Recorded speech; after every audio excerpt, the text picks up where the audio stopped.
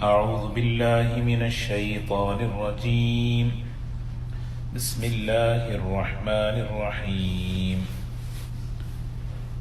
يا أيها الذين آمنوا لا تأكلوا أموالكم بينكم بالباطل إلا أن تكون تجارة عن تراض منكم ولا تقتلوا أنفسكم إن الله كان بكم رحيما ومن يفعل ذلك عدوانا وظلما فسوف نصليه نارا وكان ذلك على الله يسيرا إن تجتنبوا كبائر ما تنهون عنه نكفر عنكم سيئاتكم وندخلكم مدخلا كريما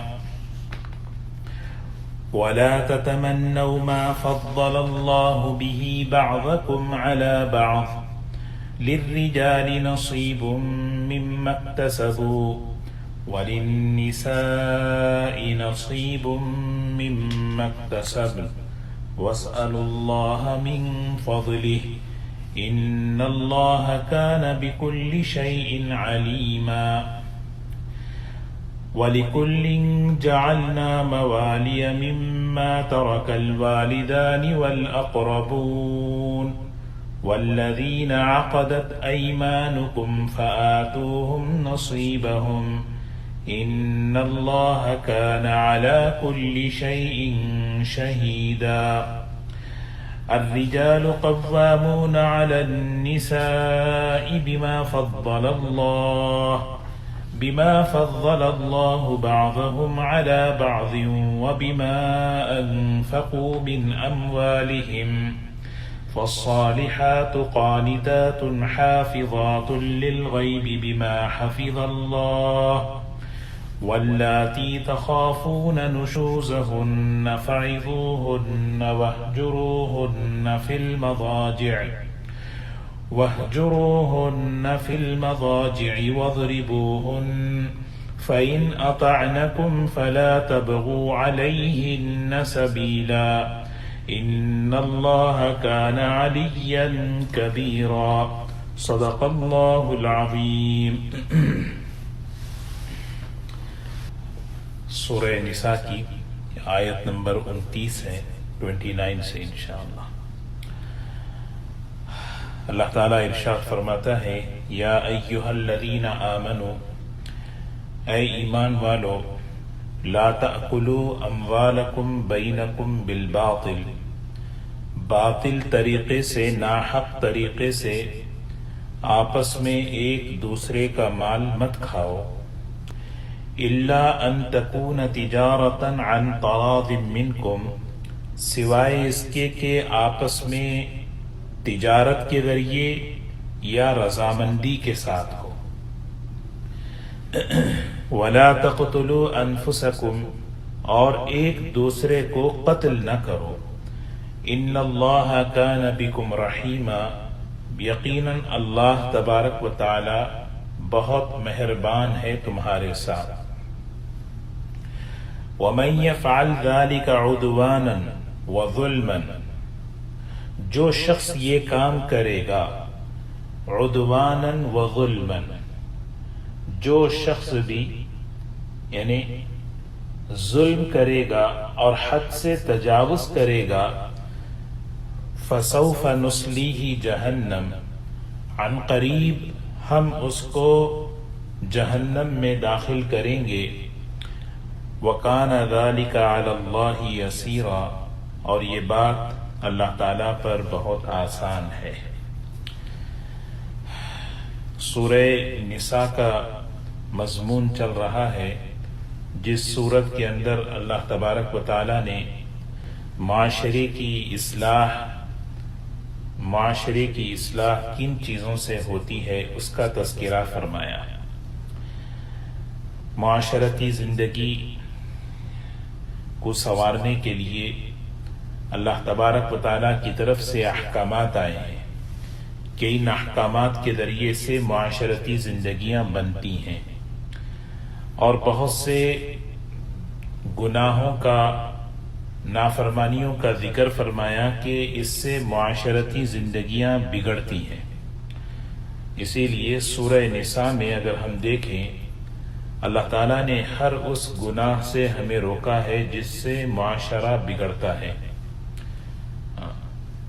معاشرے کے اندر بگاڑ پیدا کرنے والی ایک بہت بڑی چیز ہے مال، کہ مال کی محبت میں، مال کی حرص میں آدمی جو ہے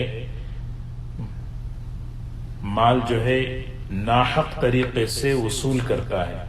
ناحق طریقے سے وصول کرنا، اس کی کئی شکلیں ہیں کہ مال کو ناحق طریقے سے، وہی اللہ تعالیٰ نے فرمایا یا ایھا الذین آمنو، اے وہ لوگوں جو ایمان لا چکے ہو،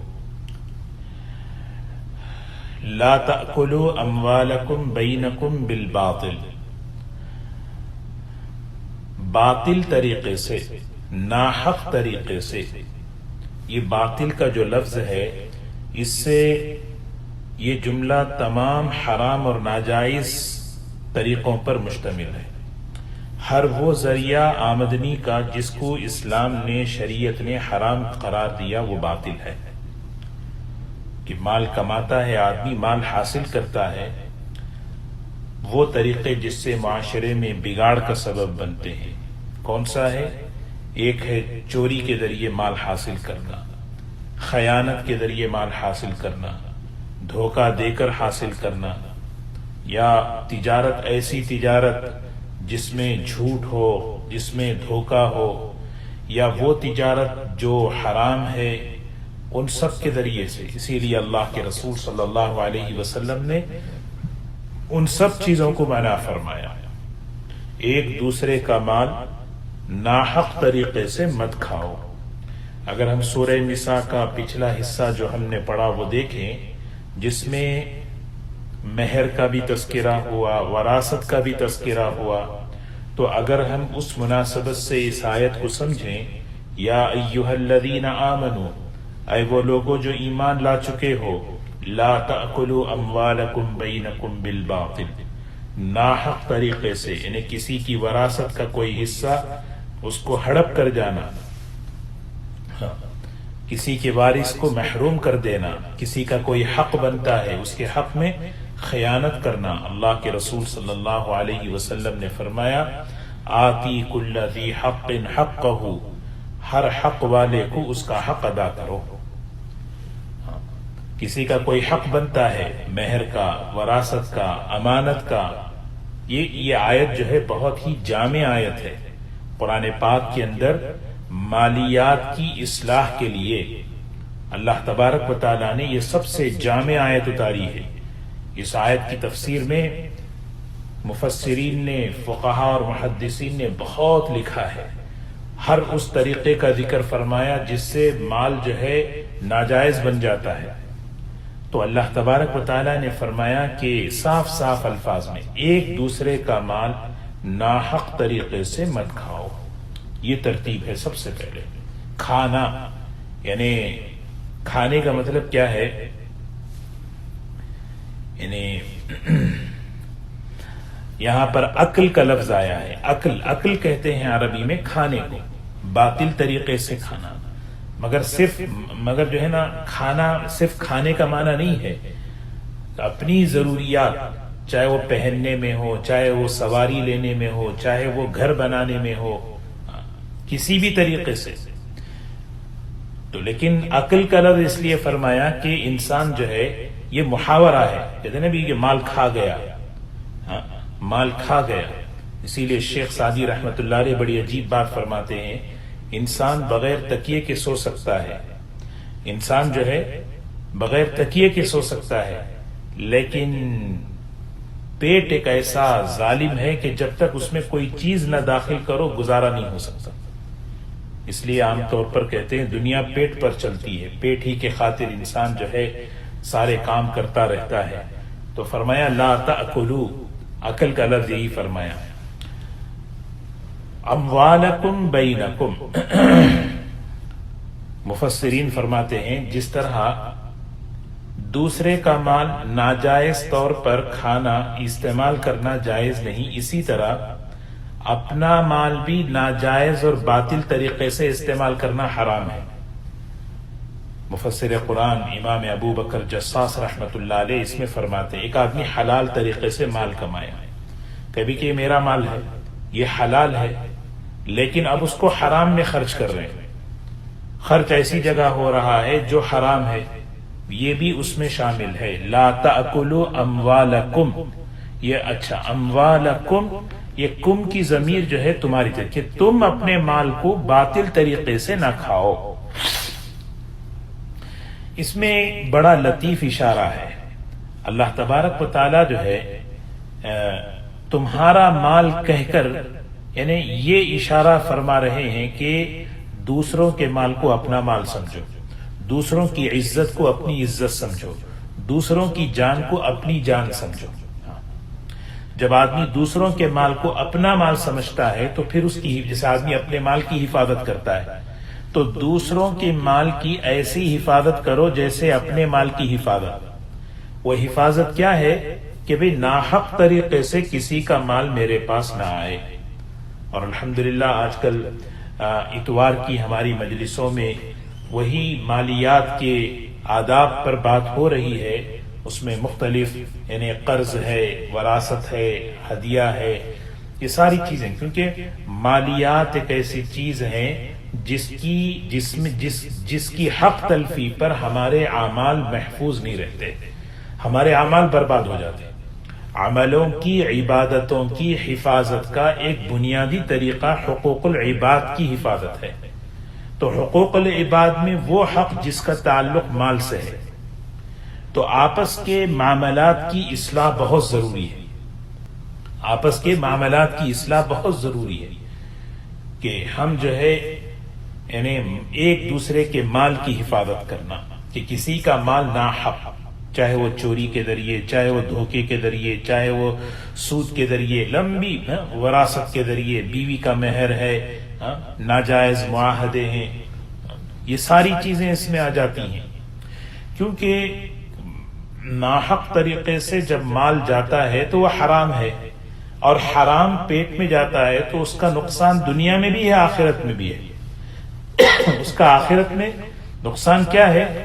حدیث پاک میں رسول اللہ صلی اللہ علیہ وسلم نے فرمایا کہ ہر وہ جسم کا حصہ جس کی پرورش حرام مال سے ہوئی ہے، فالنار اولا بہ، اللہ ہم سب کی حفاظت فرمائے کہ جہنم کی آگ اس کے لیے ہے۔ اور دنیا میں کتنا بڑا نقصان کہ اللہ تعالیٰ مال کی برکتیں اٹھا لیتے ہیں۔ وہ آدمی کبھی سکون سے نہیں رہتا جس کے مال میں دوسروں کا مال شامل ہو جائے، اس کی عبادتیں بے جان، اس کی دعاؤں میں قبولیت اٹھ جاتی ہے، معاملہ اللہ سے بگڑ جاتا ہے۔ اسی لیے بڑی مختصر آیت ہے لیکن بڑی جامع ہے۔ اللہ تبارک و تعالیٰ فرماتے ہیں اے ایمان والو لا تأکلوا اموالکم بینکم بالباطل، آپس میں ایک دوسرے کا مال ناحق طریقے سے مت کھاؤ۔ ہاں الا، البتہ ایک صورت ہے، دوسرے کا مال ہمارے پاس آنے کی ایک ہی صورت ہے، وہ کیا ہے؟ ان تکون تجارتا، وہ ذریعہ کیا ہے؟ تجارت ہے۔ تجارت کے ذریعے ایک فریق دوسرے فریق سے مال حاصل کر سکتا ہے، اس کا استعمال جائز ہے، اور وہ تجارت بھی کیسی؟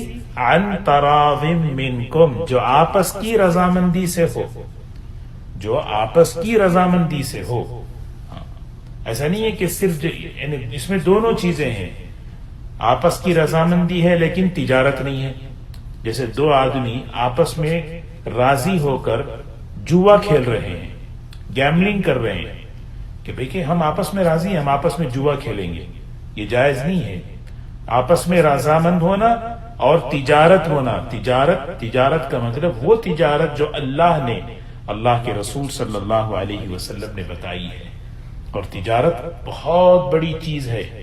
حدیث پاک میں رسول اللہ صلی اللہ علیہ وسلم نے فرمایا التاجر الصدوق الامین مع النبیین والصدیقین والشہداء، کہ سچا امانت دار تاجر نبیوں کے ساتھ، صدیقین کے ساتھ، شہداء کے ساتھ۔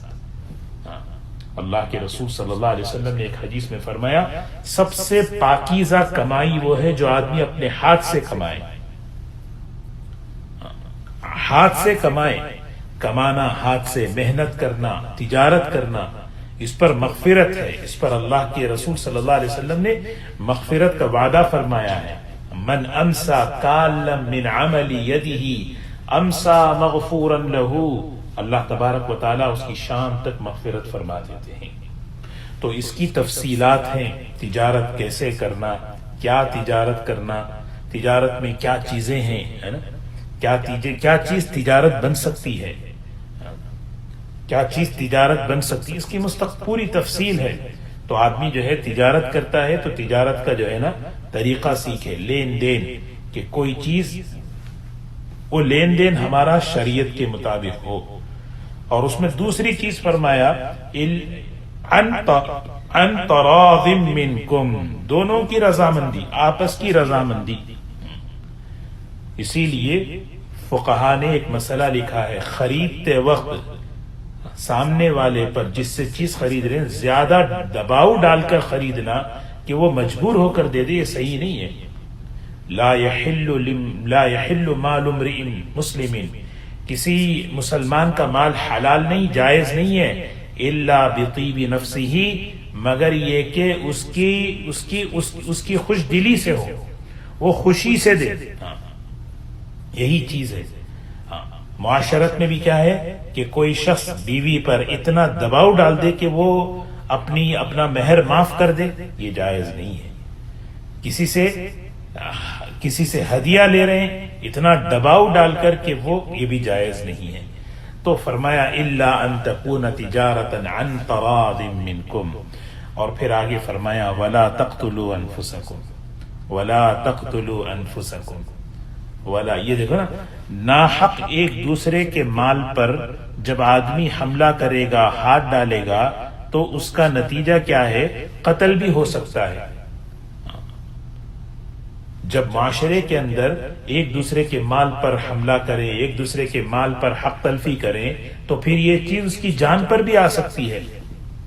اسی لیے اللہ تعالیٰ نے فرمایا وَلَا تَقْتُلُوا أَنفُسَكُمْ، اس کا لفظی ترجمہ کیا ہے؟ تم اپنے آپ کو قتل نہ کرو۔ اپنے آپ کو قتل کرنے کا ایک معنی خودکشی بھی ہے، کہ خودکشی نہ کرو، کیونکہ حدیث پاک میں اس کی بڑی وعید آئی ہے۔ جو آدمی خودکشی کرتا ہے، یعنی خودکشی جو ہے نا کی کئی طریقوں سے، کہ آدمی کوئی کسی اوپر سے کود کر دے، فرمایا جہنم میں وہ اوپر سے کودتا ہی رہے گا۔ کوئی آدمی کسی تیز چھری سے جو ہے نا اپنے آپ کو ہلاک کر لے، فرمایا دوزخ میں اسی طرح اس کو جو ہے مارتے رہیں گے۔ کوئی آدمی زہر کھا کے، اسی لیے خودکشی کرنے والوں کو کبھی جو ہے نا اب کوئی آدمی مجبور نہیں ہوتا، اسی لیے خودکشی کو حرام قرار دیا ہے۔ خودکشی حرام ہے، بہت بڑا گناہ کبیرہ ہے۔ اور اسی طرح دوسرا ترجمہ ہے وَلَا تَقْتُلُوا أَنفُسَكُمْ، کہ ایک دوسرے کو ناحق قتل نہ کرو، ایک دوسرے کو ناحق قتل نہ کرو۔ ایک دوسرے کو قتل نہ کرو کا کیا مطلب؟ کہ یعنی معاشرہ جو ہے، دیکھیے نا، جان، مال، عزت، یہ تین چیزیں ہیں۔ یہ تین چیزیں جب ان تین چیزوں کے حقوق جب زندہ ہوں گے تو معاشرے کے اندر امن قائم ہوتا ہے۔ امن قائم ہوتا انہی چیزوں سے، کہ جان کی حفاظت، مال کی حفاظت، عزت آبرو کی حفاظت۔ تو مالیات کا تذکرہ فرمایا، ایک ہی جملے میں سارے بگاڑ کو دور فرما دیا۔ اپنے یا ایھا الذین آمنوا، اے وہ لوگوں جو ایمان لا چکے ہو، اپنے ایمان کو اس معیار پہ لے جاؤ، اپنا ایمان بناؤ کہ تمہارا ایمان تمہیں اس بات سے روکے کہ دوسرے کا ناحق مال تمہارے پاس آئے۔ اتنا ایمان ہر ایمان والے کو بنانا ضروری ہے۔ اور دوسروں کی جان پر ہاتھ نہ ڈالو۔ وَلَا تَقْتُلُوا أَنفُسَكُمْ ان اللہ کان بکم رحیما۔ ان احکامات کا مقصد کیا ہے؟ یہ سارے احکامات اللہ تعالیٰ کیوں دے رہے ہیں؟ اللہ تعالیٰ تم پر اپنی رحمت فرمانا چاہتے ہیں۔ جان کے، مال کے قوانین اللہ تعالیٰ دے رہے ہیں۔ دیکھو، جان، ایک دوسرے کی جان کی حفاظت کرو، ایک دوسرے کے مال کی حفاظت کرو۔ اللہ تبارک و تعالیٰ تمہارے ساتھ بڑے مہربان ہیں۔ اس کی یہ مہربانی ہے کہ اس نے جو ہے ایسے احکامات تمہیں دیے ہیں۔ اور پھر آگے فرمایا وَمَن يَفْعَلْ ذَلِكَ عُدْوَانًا، جو شخص ایسا کام کرے، کیا کام؟ کسی کے مال میں، کسی کی جان میں تصرف کرے، کسی کے مال پر یعنی ناحق ہاتھ ڈالے، کسی کی جان پر حملہ کرے، عدواناً سرکشی کرتے ہوئے، وظلماً اور ظلم کے ساتھ، ظلم کے راستے سے، زیادتی کے راستے سے کسی کا مال ناحق جو ہے لے رہا ہے، ناحق قتل کر رہا ہے، اللہ تعالیٰ فرماتے ہیں یاد رکھے اس بات کو، فسوف نصلیہ نارا، فسوف نصلیہ نارا، ہم اسے عن قریب جہنم میں داخل کریں گے۔ اس دنیا میں ہو سکتا ہے وہ بچ جائے، کیونکہ دنیا امتحان کی جگہ ہے، یہاں پر کوئی کسی کا حق دبا کے بچ جاتا ہے، کوئی کسی کے حق کو کھا لیتا ہے، اور جس آدمی کا حق چلا گیا اسے کبھی حق ملتا ہی نہیں۔ اللہ تعالیٰ فرمانے کہ آخرت نہیں ہے، سب کچھ دنیا ہے، سب کچھ دنیا، فرمایا نہیں آخرت ہے، فسوف نصلیہ نارا، ہاں ہم اسے جہنم میں داخل کریں گے، اور وہاں کی سزا ہمیشہ کی ہے۔ وَكَانَ ذَلِكَ عَلَى اللَّهِ يَسِيرًا، وَكَانَ ذَلِكَ، یہ کس سے خطاب ہو رہا ہے؟ ذرا سوچیں، یہ نہیں سمجھنا کہ میں مسلمان ہوں، میں بچ جاؤں گا، سزا ضرور ملے گی، سزا ضرور ملے گی، یہ نہیں کہ میں مسلمان ہوں تو جس کا چاہے مال، جس کے چاہے مال پہ ہاتھ ڈالو، جس کے چاہے جان پہ ہاتھ ڈالو، نہیں، توبہ کرنی ہے، خون بہا کا حکم ہے، زیادتی کی ہے تو وہ معافی مانگنا ہے، اور پھر حق ادا کرنا ہے۔ وَكَانَ ذَلِكَ عَلَى اللَّهِ يَسِيرًا، اور یہ بات اللہ پر بہت آسان ہے۔ اور پھر آگے فرمایا ان تجتنبوا کبائر ما تنہون عنہ نکفر عنکم سیئاتکم وندخلکم مدخلا کریما، وندخلکم مدخلا کریما۔ سبحان اللہ، یہ سب چیزیں جو ہے کبائر ہیں، کسی کا یتیم کا مال کھانا، حق والے کا حق ادا نہیں کرنا، وراثت کا حصہ ادا نہیں کرنا، یہ سب گناہ کبیرہ ہیں۔ گناہ کبیرہ جو ہے اس کی بڑی فہرست بیان کی گئی ہے، نبی کریم صلی اللہ علیہ وسلم نے اس کی بڑی فہرست بتائی ہے، گناہ کبیرہ۔ حضرت علی رضی اللہ تعالیٰ عنہ فرماتے ہیں ہر وہ گناہ، ہر وہ عمل جس پر وعید آئی ہے اللہ آخرت میں جہنم کی، اللہ کے غضب کی، دنیا اور آخرت میں سزا کی، اس کو کہتے ہیں کبیرہ، بڑا گناہ ہے۔ جیسے جھوٹ بولنا ہے، غیبت کرنا ہے، کسی پر جو ہے بہتان لگانا ہے، ماں باپ کی نافرمانی کرنا ہے، کسی کو قتل کرنا ناحق، یہ سب کیا ہے؟ یہ وہ اعمال ہیں جس کے آخر میں اللہ نے وعیدیں سنائی ہیں کہ ماں باپ کی نافرمانی پر یہ سزا ہے، غیبت پر یہ سزا ہے۔ اور اللہ کے رسول صلی اللہ علیہ وسلم نے ایک حدیث میں فرمایا جانتے ہو اکبر الکبائر کیا ہیں؟ بڑے بڑے گناہ کیا ہیں؟ کبائر میں سب سے بڑے، کبائر میں سب سے بڑے، سوچیں امام ذہبی رحمت اللہ علیہ، شمس الدین ذہبی رحمت اللہ علیہ نے ایک کتاب لکھی ہے کبائر الکبائر، 70 بڑے گناہوں کو انہوں نے جمع کیا ہے، بڑے اونچے درجے کی امام۔ محدثین نے اس پر بہت لکھا ہے، بڑے بڑے گناہ، اللہ ہم سب کی حفاظت فرمائے۔ تو یہاں پر تو میں عرض کر رہا تھا کہ اکبر الکبائر کیا ہیں؟ فرمایا اللہ کے ساتھ کسی کو شریک ٹھہرانا، سب سے پہلی چیز۔ پھر فرمایا دوسری چیز ماں باپ کی نافرمانی، اور تیسری چیز جھوٹ بولنا، جھوٹی گواہی دینا، یہ 3 چیزیں ہیں۔ ایک حدیث میں نبی کریم صلی اللہ علیہ وسلم نے 7 چیزوں کو بتایا، مسلم شریف کی روایت، اجتنبوا 7 الموبقات، موبقات کہتے ہیں ہلاک کر دینے والی، تباہ کر دینے والی، 7 چیزوں سے، 7 گناہوں سے بچو۔ یہ وہ 7 گناہ ایسے ہیں جو آدمی کو برباد کر دیتے ہیں۔ اس میں سب سے پہلے اللہ کے ساتھ شریک ٹھہرانا، اس سے بڑا گناہ کوئی ہو نہیں سکتا۔ دوسرا قتل ہے، جادو کرنا، یتیم کا مال کھانا، یہ ہے دیکھو یہاں پہ آ گیا، کسی پر بہتان، کسی پر الزام لگانا، اور جھوٹی گواہی دینا، یہ سب جو ہے نا کیا ہے؟ یہ سب بڑے بڑے گناہ ہیں، گناہ کبیرہ جو ہے نا اس پر جو ہے جہنم کی وعیدیں آئی ہیں، اس پر جو ہے اللہ کے غضب کا، اللہ تعالیٰ نے اپنے غصے کا اعلان کیا ہے۔ تو فرمایا قرآن پاک میں ان تجتنبوا کبائر، اگر تم بچتے رہو گے، ان تجتنبوا، اگر تم بچتے رہو گے، کبائر، ان بڑے گناہوں سے، بڑے گناہوں سے،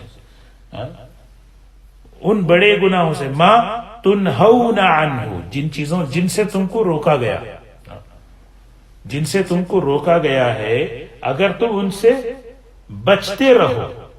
ہاں، جو بڑے بڑے گناہ ہیں، جھوٹ سے آدمی بچ جائے، غیبت سے آدمی بچ جائے، دھوکے سے آدمی بچ جائے، ماں باپ کی نافرمانی، بڑے بڑے گناہوں سے بچتے رہنا، یہ بچنے کا تقویٰ۔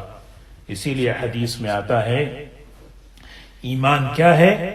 ایمان یہ ہے کہ ان تحجزہ عن محارم اللہ، میرا ایمان مجھے حرام سے روک دے، حرام سے روک دے، گناہوں سے روک دے، بڑے بڑے گناہوں سے۔ یہ ایمان ہم اپنے اندر پیدا کرنا، اللہ تعالیٰ سے مانگتے رہنا، اللہم اقسم لنا من خشیتک ما تحول به بینی و بین معصیتک، اے اللہ اتنا ڈر میرے دل میں تیرا دے دے کہ گناہ کے اور جو ہے نا میرے اور گناہ کے درمیان تو آ جائے، بس تو آ جائے۔ معصیتک، معصیہ کہتے ہیں نافرمانی۔ دیکھیے 3-4 لفظ ہیں، ہم حدیثوں میں اور پھر قرآن میں ہم سنتے رہتے، معصیہ، سیئہ، خطیئہ، ذنب، یہ سب کیا ہے؟ علماء فرماتے ہیں معصیہ کہتے ہیں نافرمانی، اس کے مقابل میں آتا ہے طاعت، فرما برداری۔ ایک چیز ہے سیئہ، برائی کو کہتے ہیں، اس کے مقابل میں آتا ہے حسنہ، نیکی۔ ایک ہے خطیئہ، خطیئہ کہتے ہیں غلطی کو، خطا، خطیئہ، اور اس کے مقابل میں آتا ہے ثواب۔ اور ایک ہے ذنب، ذنب کہتے ہیں کوتاہیاں۔ تو یہ 3-4 چیزیں ہیں، لیکن ان چاروں میں ایک ہی چیز گناہ کبیرہ ہے، وہ ہے معصیت، اس کے علاوہ سارے گناہ صغیرہ ہیں۔ اسی لیے جو ہے گناہ کبیرہ جو ہے، گناہ صغیرہ، یہ تو جو ہے بتانے کے لیے ہیں کہ یہ بڑے ہیں، ورنہ تو آدمی اللہ کی نافرمانی سے بچے، اللہ کی نافرمانی سے بچے۔ کیا ہوا؟ ان تجتنبوا کبائر ما تنہون عنہ نکفر عنکم سیئات۔ دیکھیے سیئہ، یہاں پہ بھی جو ہے نا اس آیت میں کبائر اور سیئہ 2 جملے بتائے ہیں، اور اسی 2 جملوں میں مفسرین نے فرمایا یہ بڑا، یہ چھوٹا گناہ۔ تو ان تجتنبوا کبائر ما تنہون عنہ، اگر تم بچتے رہو ان بڑے گناہوں سے جن کو تمہیں روکا گیا، تو کیا ہوگا؟ نکفر عنکم سیئاتکم، ہم معاف کر دیں گے تمہارے چھوٹے چھوٹے گناہ۔ ہاں سبحان اللہ، کیسی بڑی بشارت والی آیت دیکھیے۔ اس سورہ نساء کے اندر تقریباً 7 آیتیں ہیں جس میں بشارتیں ہی بشارتیں ہیں۔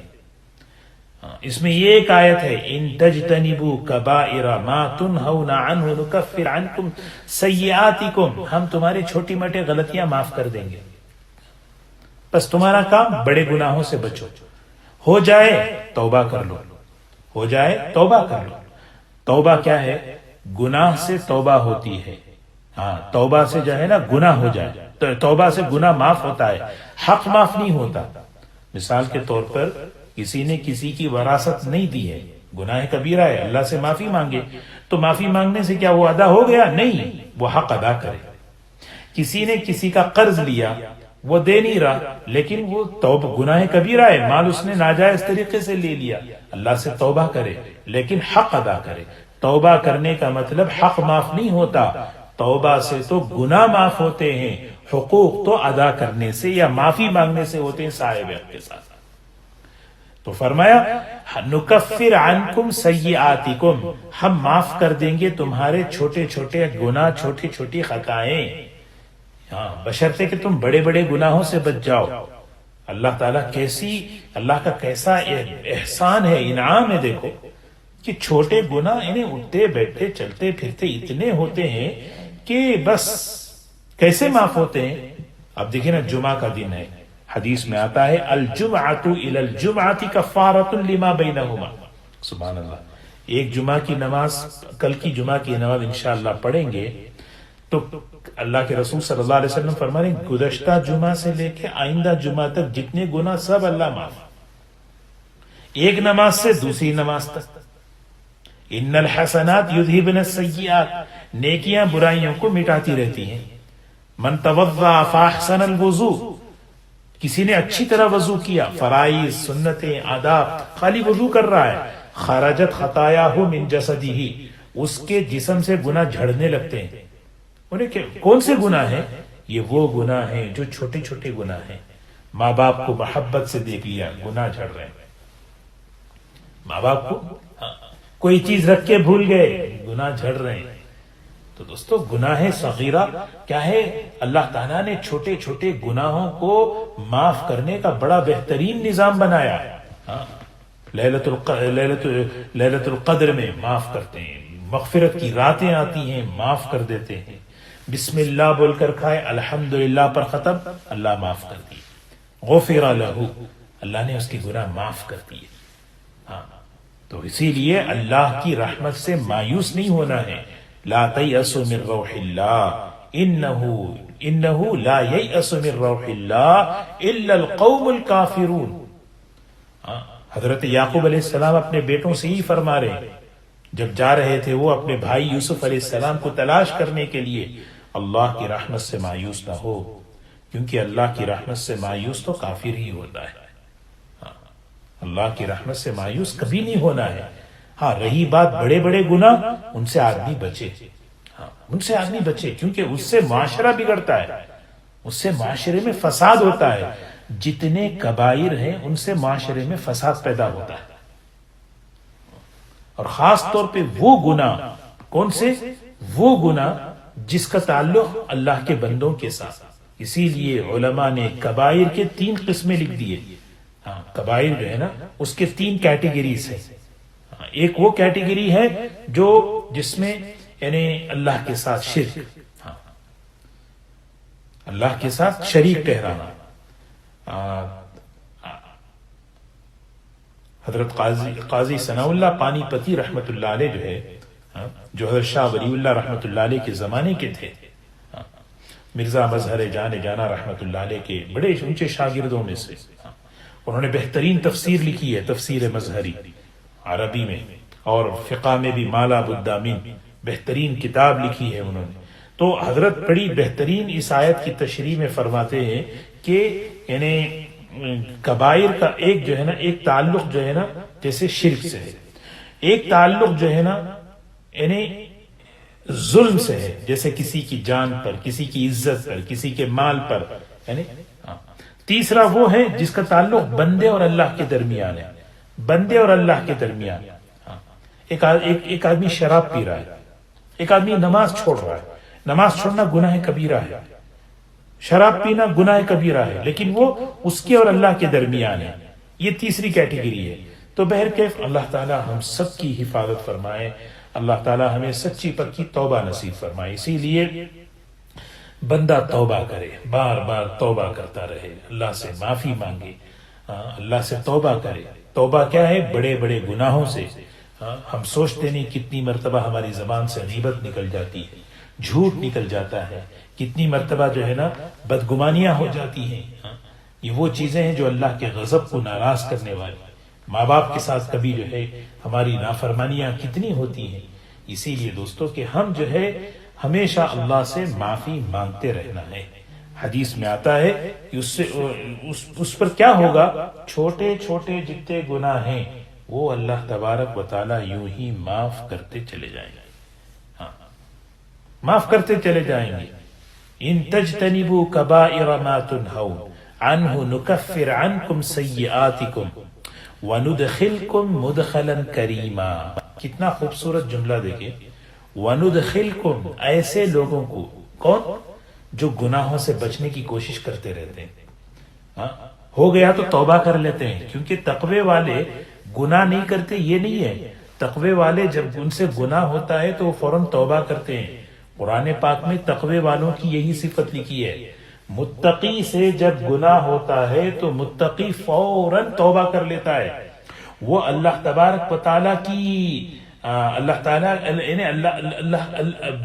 کی نافرمانی سے بے چین ہو جاتا ہے. میں نے اللہ کو ناراض کیا، میں نے اللہ کو ناراض کیا. ہاں، منافق آدمی جو ہے یہ سمجھتا ہے ناک پہ مکھی بیٹی اڑا دی، چھوڑو یار. تو اللہ تعالیٰ ان کو کیا مقام دے رہے؟ عزت کا مقام دے رہے. اللہ تعالیٰ انہیں آنر دے رہے. وَنُدْخِلْكُمْ مُدْخَلًا كَرِيمًا، ہم تمہیں عزت کے مقام میں داخل کریں گے، پورے اعزاز کے ساتھ ایک اونچے مقام میں ہمیں تمہیں داخل کریں گے. اللہ اکبر، وہ جنت ہے. ایک جگہ فرمایا تحبرون، بڑی تمہاری آہو بگت ہوگی. بڑی یعنی تحبرون کا معنی ہے جنت میں تمہیں پہنچایا جائے گا، وہاں تمہاری بڑی آہو بگت ہوگی.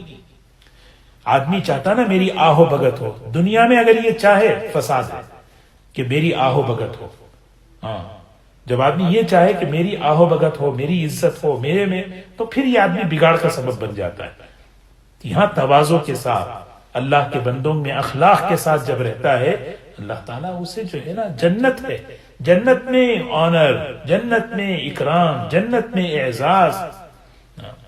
تو فرمایا ان وندخلکم مدخلا کریما. پھر آگے فرمایا ولا تتمنوا ما فضل اللہ به بعضکم علی بعض للرجال نصیب مما اکتسبوا. ان چیزوں کی تمنا نہ کرو جو اللہ تعالیٰ نے جس کے ساتھ فضیلت بخشی ہے دوسرے کو. ولا تتمنوا ما فضل اللہ به بعضکم علی بعض، یہ سب کے لیے ہے. ایسی چیز کی تمنا مت کرو جس میں اللہ تعالیٰ نے کیا ہے، اس کی حکمت، اس کی مصلحت، ایک کو دوسرے پر اللہ نے فوقیت دی ہے. اللہ نے ایک کو دوسرے پر فضیلت بخشی. اصل میں یہ شان نزول، یہ بات بڑی اہم ہے، سمجھنے کی ہے. دو باتیں ہیں، کیونکہ پیچھے اصل میں تذکرہ ہے وراثت کا. وہاں پر ہم نے یہ بات پڑھی تھی کہ عورت کو آدھا حصہ ملتا ہے، مرد کا جتنا حصہ ہے اس کا آدھا حصہ کسی عورت کو ملتا ہے. تو اس وقت بعض عورتوں کے دل میں یہ بات آئی کاش کہ بھئی عورت ہونے کی وجہ سے ہمارا جو ہے آدھا حصہ چلا گیا، کاش ہم مرد ہوتے زیادہ ملتا. ہاں، یہ بھی ایک چیز ہے. اور ایک جو ہے نا، ایک روایت میں یہ بھی ہے کہ جب مرد حضرات جہاد میں اللہ کے راستے میں جاتے تھے تو کچھ عورتوں نے کہا بھئی کہ کاش ہم مرد ہوتے، ہم بھی جہاد میں جاتے. اس قسم کی تمنائیں جو ہے عورتوں کے اندر آنے لگی. تو اللہ تبارک و تعالیٰ نے یہ آیت اتاری وَلَا تَتَمَنَّوْا مَا فَضَّلَ اللَّهُ بِهِ بَعْضَكُمْ عَلَى بَعْضٍ لِلرِّجَالِ نَصِيبٌ مِّمَّا اكْتَسَبُوا وَلِلنِّسَاءِ نَصِيبٌ مِّمَّا اكْتَسَبْنَ وَاسْأَلُوا اللَّهَ مِن فَضْلِهِ إِنَّ اللَّهَ كَانَ بِكُلِّ شَيْءٍ عَلِيمًا. سبحان اللہ، کیسی تربیت دیکھیں. ایک روایت میں حضرت ام سلمہ رضی اللہ تعالی عنہا کی طرف بھی یہ بات منسوب ہے. انہوں نے کہا کہ مرد جو ہے اجر میں آگے بڑھ جا رہے ہیں. وہ کیسے بھائی؟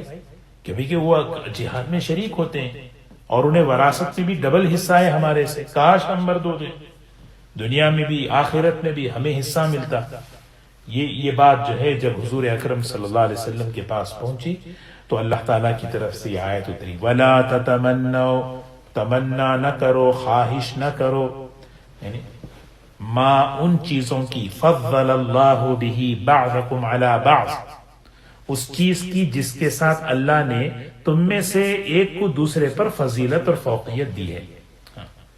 مطلب یہ ہے کہ اللہ نے مرد کو عورت پر فضیلت دی ہے. آگے تذکرہ آنے والا ہے. اللہ نے جس کو جو بنایا وہ اس کی حکمت ہے. دیکھیے نا، انسان کے پاس جو چیزیں ہیں وہ دو قسم کی ہیں، ایک وہابی، ایک کسبی. وہابی کے معنی ہے اللہ کی طرف سے دی ہوئی، اللہ کی طرف سے دی ہوئی، اس میں اس کا کوئی اختیار نہیں ہے. جیسے ایک آدمی بہت خوبصورت ہے، وہ خوبصورت ہونا اس کے اختیار میں نہیں، اللہ نے بنایا اس کو، اس میں اس کا کوئی اختیار نہیں، نہ ماں باپ کا اختیار ہے، اللہ نے اس کو ایسے ہی پیدا کیا. اگر کسی کا رنگ سانولا ہے اس کے مقابلے میں وہ یہ تمنا کرے میں بھی گورا ہوتا، میں بھی اس طرح ہوتا. آدمی تھوڑا سا میک اپ لگا لے سکتا ہے، لیکن جو ہے یہ تمنا کرنا، سوچیں ایک آدمی کا قد بہت لمبا ہے،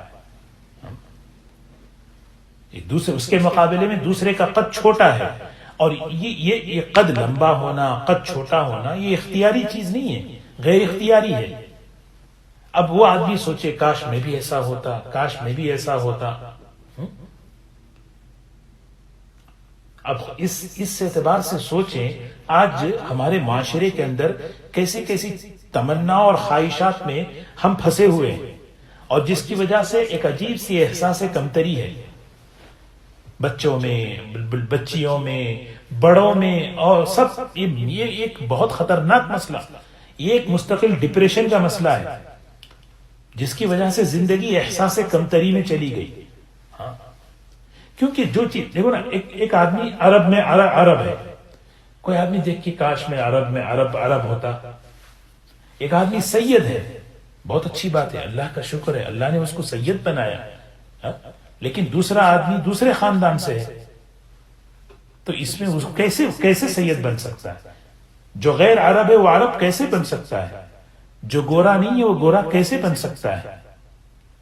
تو اسی لیے ایسی تمنائیں جو ہے نا، جو تمنائیں انسان کے اختیار میں نہیں ہیں، اس کو وہ ان چیزوں کو اپنے دل میں رکھنے سے کیا ہوتا ہے؟ ایک تو سب سے پہلے آدمی ڈپریشن میں جاتا ہے، احساس کمتری میں مبتلا ہوتا ہے، اور احساس کمتری جو ہے نا نعمت کی ناقدری پیدا ہوتی ہے، اور اللہ تعالیٰ سے شکایت، تقدیر سے شکایت ہوتی ہے. یہ بہت بڑی خطرناک چیز ہے. ایمان خطرے میں کہ اللہ نے مجھے اس کو جو دیا مجھے نہیں دیا، اللہ نے اس کو دیا مجھے نہیں دیا، اس کے پاس جیسا ہے ویسا مجھے ہونا، اس کی جیسی ہے ویسی مجھے ہونا. اختیاری جو چیزیں ہیں اس پہ تمنا کرے، محنت کرے، کوشش کرے، لیکن جو چیزیں غیر اختیاری ہیں، ایک عورت جو ہے مرد ہونے کی تمنا کرے، کیسے ہو سکتا ہے؟ تو اللہ تعالیٰ نے جو ہے نا صاف صاف فرمایا وَلَا تَتَمَنَّوْا مَا فَضَّلَ اللَّهُ بِهِ بَعْضَكُمْ عَلَى بَعْضٍ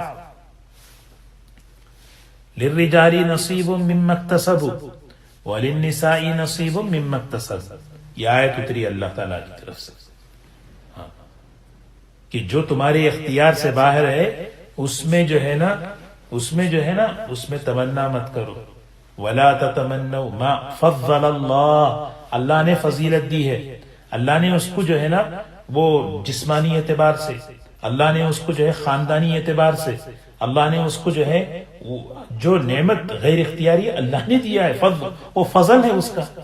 فضل اللہ بہ بعضکم علی بعض، ایک کو دوسرے پر اللہ نے فضیلت بخشی ہے، اللہ نے دی، ختم، مسئلہ ختم. یہ اس کی حکمت، یہ اس کی حکمت ہے. تمنا آدمی کن چیزوں سے کرے؟ جو اختیار، ایمان، عمل، تقوی، صفات، یہ چیز اختیار میں ہے. اچھا، ایک صحابیات کے ذہن میں ایک بات یہ بھی آئی تھی، وراثت میں مردوں کے مقابلے میں آدھا ہے، تو نماز کے اجر میں، روزے کے اجر میں بھی کیا آدھا ثواب ہے عورتوں کو؟ ایک ثواب. وراثت میں آدھا حصہ ہے تو کیا عمل کا اجر بھی آدھا ہے؟ تو فوراً اللہ نے دوسرا جملہ فرمایا، نہیں، للرجال نصیب مما اکتسبوا وللنساء نصیب مما اکتسبن. صاف صاف بات، مردوں کو وہ حصہ ملے گا جو وہ عمل کریں گے، عورتوں کو وہ حصہ ملے گا جو انہوں نے عمل کیے ہیں. عمل کے لحاظ سے کوئی فرق نہیں، ثواب کے اعتبار سے کوئی فرق نہیں ہے. بس للرجال نصیب مما اکتسبوا، کسبو، اکتسبو کے معنی ہیں یہاں پر عمل ہے. ایک آدمی نماز پڑھتا ہے اسے ثواب ہے، ایک عورت نماز پڑھ اسے ثواب ہے. ہاں، کوئی آدمی جماعت کے ساتھ نماز پڑھ رہا ہے، اس کی نماز آگے ہے، تو گھر میں کوئی خاتون جو ہے نا اپنی بچوں کی تربیت کر رہی ہے، اس کا الگ ثواب ہے. کسی کو کسی پر فضیلت. وَلِكُلٍّ دَرَجَاتٌ مِّمَّا عَمِلُوا، ہر ایک کے اندر خوبیاں الگ، ہر ایک کے محنت کا میدان الگ، ہر ایک کے محنت کا میدان الگ. مرد کی ذمہ داریاں الگ، اس کا ثواب الگ، عورت کی ذمہ داریاں الگ، اس کے ثواب، اس کا اجر الگ۔ عورت کے جو ذمہ داریاں ہیں، اس کے جو معاملات ہیں، مرد کہاں مقابلہ کر سکتا ہے؟ پھر آگے کیا فرمایا؟ وَاسْأَلُوا اللَّهَ مِن فَضْلِهِ، وَاسْأَلُوا اللَّهَ، ہمیشہ اللہ سے اس کا فضل مانگتے رہو، ہمیشہ اللہ سے اس کا فضل مانگو۔ اللہ نیک کام کی توفیق دے، اللہ مجھے اچھے کام کی توفیق، کیونکہ یختص برحمتہ من یشاء واللہ ذو الفضل العظیم، یہ بہت بڑی نعمت ہے کہ اللہ جسے چاہے دیتے ہیں، اللہ کا فضل بہت بڑا ہے۔ ہمیشہ اللہ سے کیا ہے؟ فضل مانگتے۔ وَاسْأَلُوا اللَّهَ مِن فَضْلِهِ، اللہ سے فضل تلاش کرو، اصل چیز فضل ہے۔ دنیا اللہ تعالیٰ علیم ہے، اللہ حکیم ہے، اپنی حکمت اور اپنے علم کی بنیاد پر کسی کو کوئی نعمت دیے ہیں۔ ضروری نہیں کہ وہی نعمت میرے لیے نعمت ہو، نہیں، ضروری نہیں ہے۔ یہ قرآن میں اللہ تعالیٰ ہر جگہ فرماتے ہیں، بار بار یہ سمجھنے کی ہے، جس سے دنیا کی زندگی پرسکون ہوتی ہے۔ ایک چیز کسی کے لیے نعمت ہے تو ضروری نہیں کہ وہ چیز میرے لیے نعمت ہو۔ فضل اللہ سے مانگے، اللہ سے فضل مانگے، کس کے حق میں کیا بہتر ہے اللہ ہی جانتا ہے۔ ہاں، بعض مرتبہ دنیاوی چیزوں میں آدمی اللہ سے مانگے، یا اللہ مجھے فلاں چیز چاہیے، فلاں چیز چاہیے، فلاں چیز، لیکن ہمیشہ فضل کے ساتھ مانگنا ہے۔ وَاسْأَلُوا اللَّهَ مِن فَضْلِهِ، اللہ سے فضل تلاش کرو، اللہ سے فضل مانگو۔ ہاں، اللہ کا فضل ہر ایک کے لیے ہے، الگ الگ شکلوں میں ہوتا ہے۔ ایک کو جو ہے مرد بنایا، اس کے ساتھ اللہ کا فضل، ایک کو عورت بنایا، اس کے ساتھ اللہ کا فضل الگ۔ وَاسْأَلُوا اللَّهَ مِن فَضْلِهِ، کسی کو اقتدار ملا، وہ فضل ہے۔ دوسرے کے حق میں وہ اقتدار اس کے حق میں فضل نہیں ہے، کیونکہ اس کو اگر اقتدار ملتا تو وہ بڑائی کا جذبہ اس کے اندر آ جاتا، وہ دنیا اور آخرت تباہ کر لیتا۔ تو اسی لیے جو ہے نا، وَاسْأَلُوا اللَّهَ مِن فَضْلِهِ، اللہ دیکھیں نا کتنا بہترین جملہ، اللہ بڑے فضل۔ اسی لیے دو جملے ہیں، ایک رحمت، ایک فضل۔ علماء نے فرمایا رحمت کا تعلق زیادہ تر آخرت کی نعمتوں سے، فضل کا تعلق زیادہ تر دنیاوی نعمتوں سے۔ اسی لیے آپ دیکھیں مسجد میں جب اندر جاتے ہیں تو کہتے ہیں اللہم انی اسألک من، اللہم افتح لی ابواب رحمتک، اے اللہ رحمت کے دروازے کھول دے۔ مسجد میں میں جا اس لیے رہا ہوں کہ اللہ کا قرب، اپنی آخرت بنانے کے لیے مسجد میں آدمی آتا کیوں ہے؟ کیوں مسجد میں آتا ہے؟ آدمی آخرت کے لیے آتا ہے، اللہ کے قرب حاصل کرنے کے لیے آتا ہے، اللہ کے سامنے اپنے آپ کو منانے کے لیے آتا ہے، رحمت ہی رحمت اس کا تعلق۔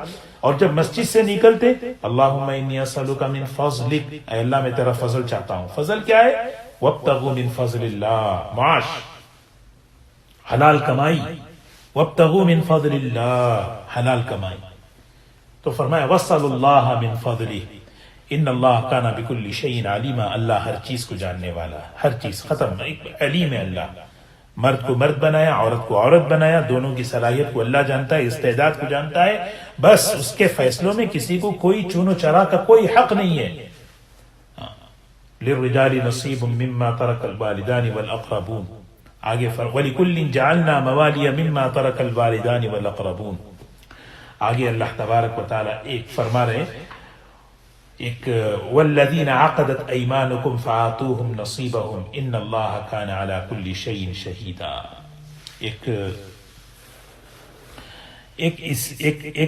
یعنی پہلے زمانے میں کیا ہوتا تھا کہ بعض مرتبہ وراثت کا ہی تذکرہ ہے کہ کسی یعنی کوئی ماں باپ اپنے بچوں سے ناراض ہو کر ان کی وراثت کو ان سے محروم کر دیتے تھے کہ بھئی کہ فلاں بیٹا بہت تنگ کرتا ہے، وہ آخرت میں ہے اس کا معاملہ، ہمیں کوئی حق نہیں ہے کہ اس کو وراثت سے محروم کرے۔ اسی لیے حدیث میں آتا ہے کسی وارث کا حصہ اگر کوئی کاٹے اللہ جنت میں اس کا حصہ کاٹیں گے۔ فرمایا دیکھو وَلِكُلٍّ جَعَلْنَا مَوَالِيَ مِمَّا تَرَكَ الْوَالِدَانِ وَالْأَقْرَبُونَ، صاف صاف فرما دیا اللہ تعالیٰ نے، ہر کسی کے لیے ہم نے مقرر کر دیے ہیں وارث، اس کے مال میں سے جو کچھ وہ چھوڑ کر جا رہا ہے، ماں باپ اور رشتہ دار، یہ اس سے اللہ تعالیٰ نے مقرر کر دیے ہیں۔